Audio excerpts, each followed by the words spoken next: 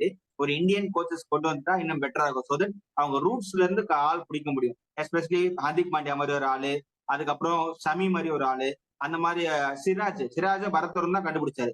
So அந்த மாதிரி ரூட்ஸ்ல இருந்து கண்டுபிடிக்கணும்னா உனக்கு இந்தியன் கோச்சஸ் தேவை. நீ ஹெட் கோச் மட்டும் இந்தியனா வச்சா வேலைக்கு ஆகுது. உனக்கு பவுலிங் கோச் இந்தியனா இருந்தா மட்டும்தான் உனக்கு இந்த இந்த கிரிக்கெட் அசோசியேஷன்ல இருந்து இந்த பவுலர் இருக்காருப்பா போய் பாருங்க அப்படின்னு சொல்லி பார்க்க முடியும். நீ மார்னே மார்க்ல கொண்டு வந்தா இந்தாங்க அப்படின்னு சொல்லிட்டு நீ ஃபாரின் கோச்சஸ் ஐபிஎல்ல ப்ரிஃபர் பண்ணலாம்.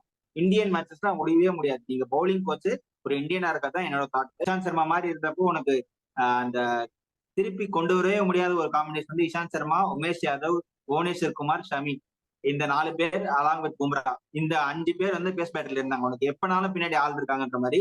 ஸோ பும்ராவே உனக்கு ஃபோர்த் சிம்மரா இருந்தார் சவுத் ஆப்பிரிக்கா 2018ல இருந்தப்போ. அந்த மாதிரி ஒரு செட்டப் வந்து ரெடி பண்ணும் திருப்பி ஒர்க் பண்ணி.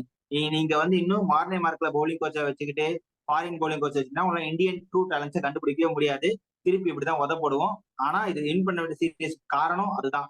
பேஸ் பவுலிங் ஒழுங்கா ரெடி பண்ணல, பட் சீரியஸ் தோக்கல, அது வரைக்கும் நல்லது.